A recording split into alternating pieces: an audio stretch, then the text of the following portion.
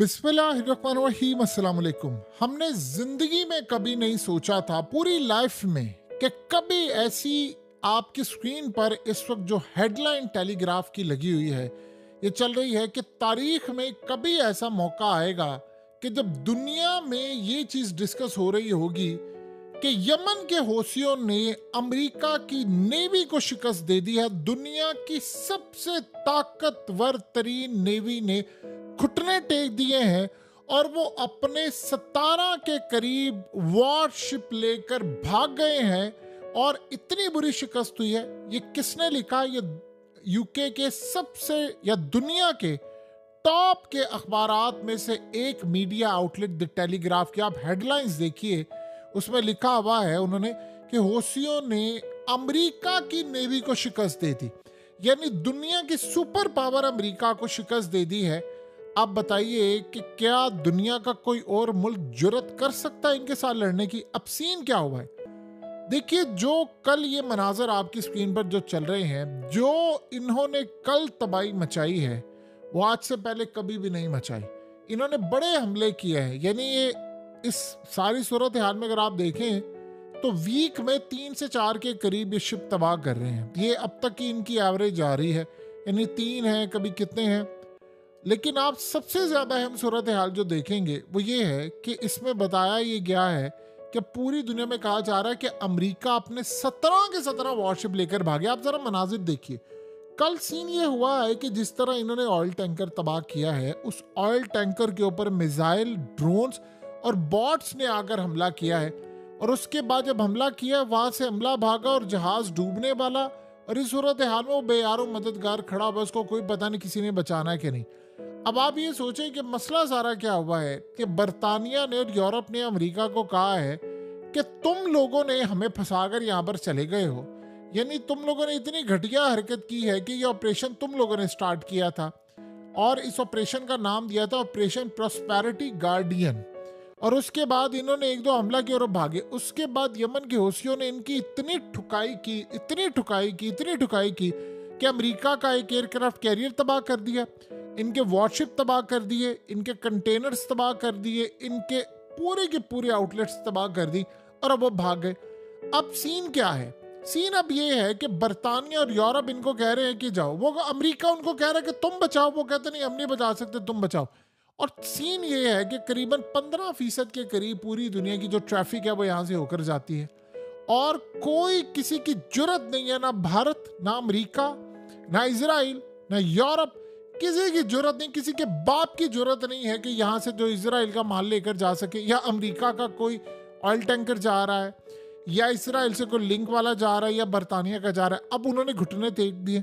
अब आप बताइए, दुनिया के टॉप के अखबार की हेडलाइन ये है कि यमन के हौसियों ने दुनिया की सुपर पावर अमेरिका को शिकस्त दे दी है। हम अफगानिस्तान का मामला कहते थे। अब इसमें उन्होंने ये बताया है कि 12 के करीब इनके वॉरशिप थे, इसके बाद मिसाइल लगे थे, वो भी लेकर ये भाग गए हैं, जीरो हो गया है। और इस वक्त हालत ये है कि बरतानिया और बाकी सारे, और अमेरिका क्या रहा है? अमेरिका कहता है जी मैं जो वॉरशिप लेकर यहाँ से ये चीज़ें भागो, कहता जी मेरे पास क्रू मेंबर्स नहीं है, मेरे पास जो सेलर्स हैं उनका इशू है, और यानी जो यहाँ से शिप लेकर जाते हैं वो उनका इशू है, जो मैं अपने यहाँ से बहुत ज़्यादा जहाज़ नहीं ले जा सकता, कंटेनर्स और ये सारे जो ऑयल टैंकर्स हैं, मैं अब उसको रूट चेंज करके लिहाजा दूसरी साइड पर ले जा रहा हूँ। और रही बात इस सारी सूरत हाल की कि मेरे वॉरशिप पर ये वो, तो मेरे पास इतने क्रू नहीं है, या मेरे पास इतने शिप नहीं है, या वर्किंग ऑर्डर में नहीं है। अमेरिका ने अब क्लियरली इन सबको आगे लगाया और खुद निकल गया। अब सीन ये है कि वो सारे कह रहे हैं कि जी हम यहाँ पर कैसे जाएं, हम यहाँ पर जाते हैं तो हमें मार देते हैं। अमेरिका को वो कॉल करते, अमेरिका भारत को करता, भारत कहता मैंने तो मदद के लिए नहीं आना, अमेरिकी भी भाग गए। अब बरतानिया रह गया पीछे, फ्रांस रह गया, उनकी भी ठुकाई हो रही है। अब वो कह रहे हैं कि जी हम यहाँ पर जाते हैं रेस्क्यू करने। मसला ये है कि अमेरिका रेस्क्यू करने भी नहीं आ रहा। अब आप सोचिए, ऑयल टैंकर्स तबाह होते हैं, भाई आपने बचाने के लिए जाना, वो रेस्क्यू करने भी नहीं आ रहे। वो कहते नहीं जी हमने नहीं आना, हम यहाँ से नहीं आ सकते, हमें भी ये मार देंगे।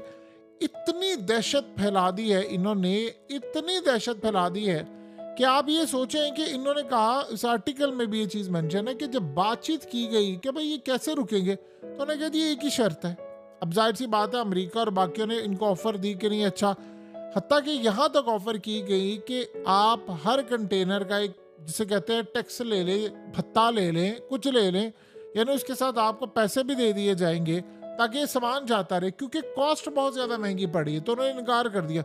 उन्होंने कहा जी शर्त एक है, गजा की जंग बंद कर दें, फौज इसराइल वापस बुला ले, हम आपको छोड़ देंगे, बस से बात खत्म होगी, हमारी आपसे लड़ाई कोई नहीं है। उन्होंने कहा जी आपने उनका साथ दिया है, इसराइल का माल हमने जाने नहीं देना, और अमेरिका और बरतानिया की तो अब खैर नहीं है। अब वो कह रहे हैं जी ये तो काम होने चाहिए। उन्होंने कहा ठीक है फिर आप कुट खाएं यहाँ से। अब मसला सारा यहाँ पर ये है कि अमेरिका लड़ाई करना नहीं चाहता।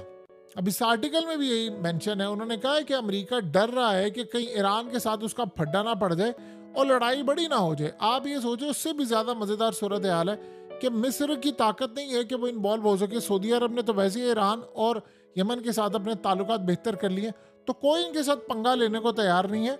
और रही बात अमेरिका की, तो अमेरिका के तो पैरों तले ज़मीन निकली है कि भाई मेरा एयरक्राफ्ट कैरियर यहाँ पर आया हुआ है, अब्राहम लिंकन और पता नहीं कौन कौन से आए हैं, तो अगर इनको उड़ा दिया इन्होंने तो मेरा तो $15 अरब का नुकसान हो जाएगा, और मेरे पास तो है भी नहीं, तो मैं यहाँ से क्या करूँगा। अगर अब वो असल में कह रहे हैं फ्रांस को, बरतानिया सबको कि भाई मेरे वॉरशिप इन्होंने उड़ा दिए तो मैं चाइना के खिलाफ कौन सी लड़ाई के लिए मैदान में उतारूंगा।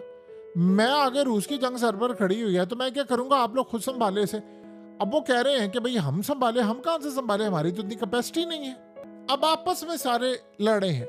अब आप ये सोचें कि सबसे बड़ी बात, छोड़ें आप इस बात को यार, दुनिया की सबसे बड़ी, आप देखें इनकी ताकत का अंदाजा लगा लें कि दुनिया की सबसे बड़ी सुपर पावर की नेवी वो एक छोटी सी ताकत से शिकस्त खा गई।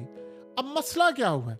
मसला ये हुआ है, शिकस्त तो वैसे खा कर गए हैं कि एक तो उनके यानी अमेरिका के जो वॉरशिप थे, एयरक्राफ्ट कैरियर था, सीन ये हुआ उसके ऊपर हुआ है हमला। और हमला इस तरह हुआ था कि यमन का ड्रोन आया, मिसाइल आया और वो रुका नहीं इनसे, और वो तबाह हो गया सब कुछ। यानी ये सीन हुआ, यमन का ड्रोन मिसाइल आया और उसने इनको उड़ाकर राख कर दिया। अब अमरीकियों का डिफेंस सिस्टम फेल हो गया। उनको ये बात समझ आ गई कि यार ये हमारी कैपेसिटी से बाहर है। आप एक बात बताइए, ये जो इसराइल के अंदर किरियात शमूना और ये गोलान हाइट से 2-4 दिन से जो हमला हो रहा है और हर जगह आग लगी हुई है, आप बताइए क्या हो रहा है? कि वही टेक्नोलॉजी है जो इसराइल पे नहीं उनके रडार सिस्टम पर आ रही, ना अमेरिका के आ रही है। अमेरिका ने स्टार्ट में किया गया था, अमेरिका झूठ बोलता था कि जी ये फलाना, उन्होंने इतना इनको मारा ये भाग गया वहां से। आपको कब याद है तारीख के अंदर कि अमेरिका अपने वॉरशिप लेकर, ये तो वहशत नहीं, दहशत नहीं, कुछ भी आप इसको नाम दे, कि वो चीज हुआ करती थी कि अमेरिका का दबदबा रौब इतना था कि ये सारे यहाँ पर आते थे और उसके बाद यानी अमेरिका सिर्फ आंख दिखानी और सबने भाग जाना। अब सीन क्या है? अमेरिका को सबसे ज्यादा जिस बात की परेशानी है वो ये है कि अब ये हमारे जितने वॉरशिप तबाह होते जाएंगे, हमारी धाक खत्म होती जाएगी, समंदरों में हमारी वैल्यू गिरती जाएगी। रिसेंटली उनको पता ये चला है कि रूस ने टास्क दिया है यमन के हुसियों को कि आपने अमेरिका का एयरक्राफ्ट कैरियर और वॉरशिप तबाह करना है। अब अमेरिका असल में सबसे ज्यादा उसको खतरा ये है कि वो वॉरशिप तो लेकर आया। उन्होंने कहा कि ईरान ने जो हमला करना था, ईरान ने टास्क ये दिया है कि अमेरिका को मारो, यानी रूस और ईरान इनको असला दे रहे हैं और कह रहे हैं कि तुम इनको मारो और इनके वॉरशिप तबाह करो। ये वो बदला है जो इस्माइल हानिया का वो ले रहे हैं। और दूसरा सबसे बड़ा, उन्होंने इजराइल को वार्न किया है कि यमन अब आप पर हमला करने जा रहा है, बड़ा खतरनाक। ये वो मुल्क है, ये वो लोग हैं कि एक दफा किसी से लड़ाई कर लेते हैं, ये फिर किसी के बाप की भी नहीं सुनते, तो आप पर ये करने जा रहे हैं बड़ा खतरनाक हमला। हमला इतना ज्यादा खतरनाक होगा कि आप इसको मैनेज नहीं कर पाएंगे। हो सकता है हाइफा के ऊपर आकर कर दें, हो सकता है आपके घर में घुसकर कर दें, किसी भी जगह करें। बहरहाल आपने इनसे तैयार रहना है, बचकर रहना है। तो हम आपकी मदद करने के लिए नहीं आ सकते, क्योंकि हमें खतरा ये है कि ये हमारे डिफेंस या रडार सिस्टम पर ये डिटेक्ट नहीं होता तो हमें उड़ा कर ना रख दे। अब आप बताइए, एक को तकरीबन 4-5 लाख रुपए का कोई मिसाइल हो, वो जाकर अमेरिका के $15 अरब के एयरक्राफ्ट कैरियर को उड़ा दे, तो आप बताएं दुनिया के अंदर अमेरिका की पावर का जनाजा कैसे निकलेगा। दुनिया में 47 एयरक्राफ्ट कैरियर्स हैं, जिनमें से 1/3 सिर्फ यूएस के पास है, और उनमें से बहुत सारे इन्होंने काम नहीं कर रहे, यानी वो मेंटेनेंस नहीं है, वो पुराने हैं, अब नए बनाने हैं। ये बात अच्छी तरह समझ लें, ये जो एयरक्राफ्ट कैरियर्स होते हैं ये चलती फिरती मिलिट्री बेस होती है, यानी फौजी अड्डे होते हैं। इनमें अब ये जो अब्राहम लिंकन का है, इसके ऊपर तो 75 के करीब इनके एयरक्राफ्ट आ सकते हैं। F-35 है, F-18 है, F-22 है। अब अमेरिका के इतने सारे जब आ रहे हैं और वो तबाह हो रहे हैं, तो बताएं कोई पागल ही होगा कि 2-4-5 लाख रुपए पाकिस्तानी के यानी रुपीस के मुताबिक अगर हम देखें तो कोई मिसाइल मार दे, कुछ मार दे और सब कुछ तबाह करवा दे। जिस तरह इन्होंने तबाही की है वो इस तरह तो ये उड़ा कर रख देंगे। अमेरिका कितना हमला करेगा? वो भी तब जब सारे मिडिल ईस्ट की कंट्रीज ने कह दिया अमेरिका को कि भाई हमारे फौजी अड्डे हमने तुम्हें दिए इस्तेमाल नहीं करने, तो अमेरिका के पैरों तले जमीन निकली है। बहरहाल तारीख में ये हेडलाइन याद रखी जाएगी कि यमन के हौसियों के बारे में लिखा था कि उन्होंने अमेरिका की नेवी को शिकस्त दे दी।